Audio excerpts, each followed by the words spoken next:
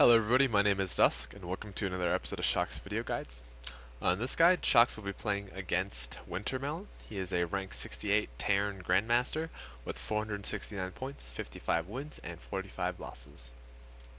The map is Naga Caverns. Shocks will be spawning as the red Protoss in the top right position, his opponent Wintermelon, the blue Terran in the bottom left position, and Zelnaga Caverns is kind of notorious for having a difficult to defend natural, and that's basically because it's extremely open, there's multiple pathways to it, and it's kind of far from your main ramp. And so we're going to see Wintermelon's build and Shocks' build kind of cater to this, otherwise it'd be slightly different. And so basically, the two fast expansion builds against Terran that most Protoss players do is the 1 gate FE, or the 1 gate 1 robo FE. And in this build, in this video, we're gonna show you guys the 1 gate 1 robo into 3 gate fast expansion versus Terran. And so the beginning opener is the center way to open, obviously, 9 pylon, and then I believe 12 gateways, 12 gate, not 12 gateways. Sorry guys. I think Shocks is going for a 13 gate. Yeah, Shocks is going for a 13 gate. So you want to chrono boost out 2 workers right as your pylon finishes. Then right as you get 150, get that 13 gate, bam.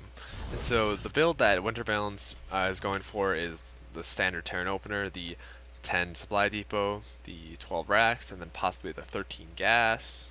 Where's the 13 gas? There's 13 gas. And so he actually brought his SCV out. This is just a scout for any proxy pylons or proxy 2 gates that he has to look out for. There's no proxy pylons or 2 gates. Safe to take the gas. And I believe the build that Wintermelon is going to do this game is the 2 racks, and this is playing against the fact that the natural is really hard to defend for Shocks. So 2 racks is basically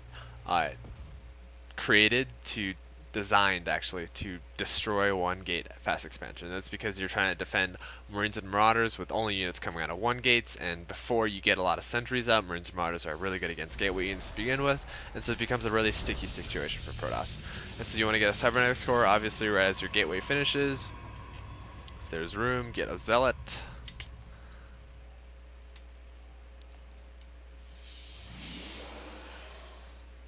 There's a zealot. And then when your cybernetic core finishes, start your warp gate technology, get a stalker. The stalker will give you map control, lets you see any impending push that's coming. And now we do see the 2 racks coming up for Wintermelon. He is getting the reactor on his first racks, and this is a smart move just because the reactor takes a while. So if you get on your second racks, it's already slower than the first racks, and you have to wait for the reactor. And so the only thing risky about this is the fact that if there's an extremely fast stalker out, and so that might be a problem. You basically have to get a bunker to defend it. And so here's some rough numbers in Terran vs Protoss. If you put your Marine in the low ground, a probe's really not going to be able to sneak by if you micro it. If you have 3 Marines in the high ground, a stalker can't pressure. If you only have 2 Marines and you don't have a bunker, you're going to have a really hard time holding off a stalker. From the Protoss perspective, it looks like Shocks is going to be going for a sentry first, and this is a really smart idea, just because sentries and immortals have really good synergy. The Guardian Shield basically makes Immortals take 50% damage against Marines, which is massive. You basically have to get a Sentry or a Stalker out just because you need the map control against Terran. And so you want to go 1 gate into Robo, basically start the Robo as soon as you can after you get a Sentry and Warp Gate technology, and then you trickle in gateways until you get 3. And this is with constant production, and so right now there's a slight supply lock from Shocks. He just fixed it, and right now Shocks is really not getting his expansion. On bigger maps like Tal'Darim Malter or maybe Terminus RE, you would go for your expansion right after your 1 gate and 1 gateway.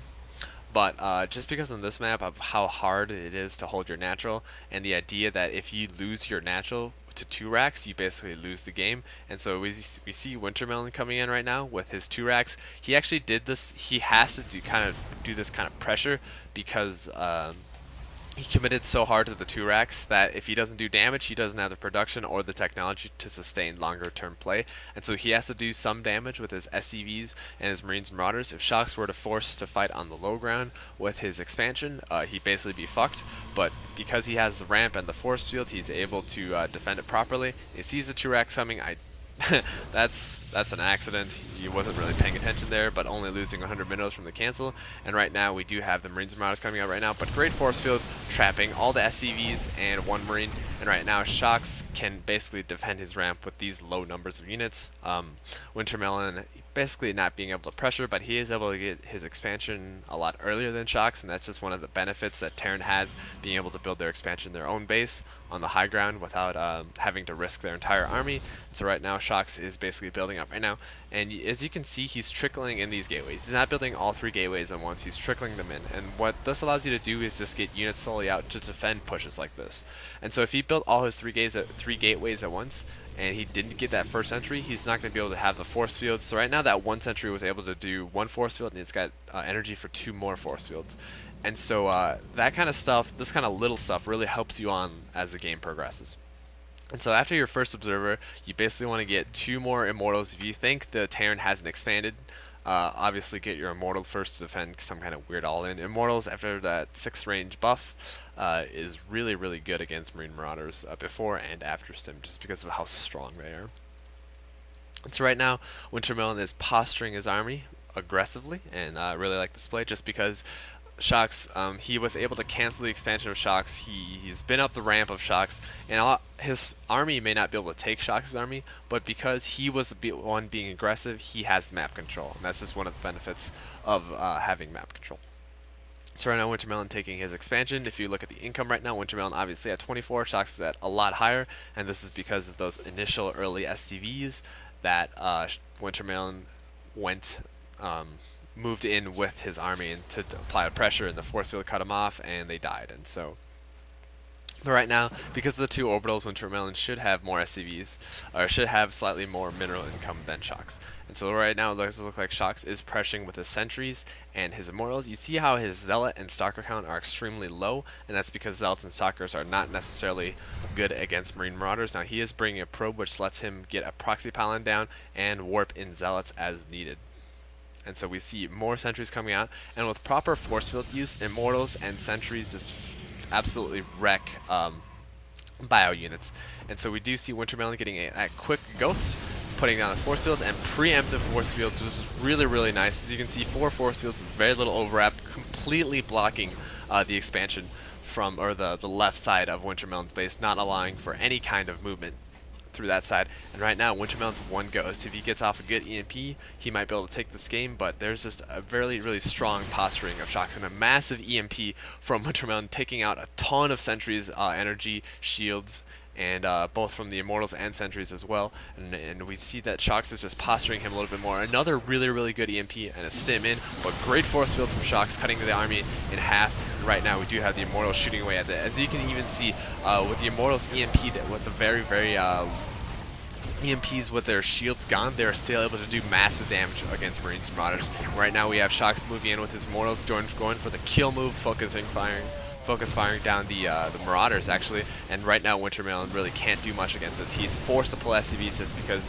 if he didn't, the army would die and then he would lose anyway. So right now, forced to pull SCVs. Shox is content with getting rid of these stalkers, and right now he's placing down an even closer proxy pylon. We do have more warp-ins coming in from Shox right now. You really should cancel this pylon. And in the meantime, in the background, he stopped worker production because he knows that when a Terran player has to pull SCVs to defend, you really don't need any more workers. You can just keep pressuring the Terran until you basically break him. And so right now Wintermelon does leave the game. His army is dead. He lost half his workers. He knows the game's over. And so this is just the 3-gate 1 robo expand against Terran. It's basically the safest kind of expand because you get the robo out, you get Observer to defend against Banshees. Immortal Sentry is really good against Marine or Marauder, especially if you're fighting them in a choke position. Shox placed down very nice force fields when he attacked. He basically forced the lift off of the orbital and then engaged very well. Even though he got EMP'd, he basically got his entire Immortal Sentry army EMP'd. He still was able to take the game just because of how strong the opener is. And this is especially, or this Part of this is due to the fact that Wintermelon did a 2-Rex that really didn't do that much damage, but also it's just a really solid build that you guys should practice. Aside from 1-gate fast expansion, 3-gate robo expand is basically the standard way to play against Terran. And so if you guys want to get better as Protoss players, I really highly recommend you guys practice this build. So if you guys have any questions or comments, feel free to leave it in the comments below. Otherwise, I will see you guys later.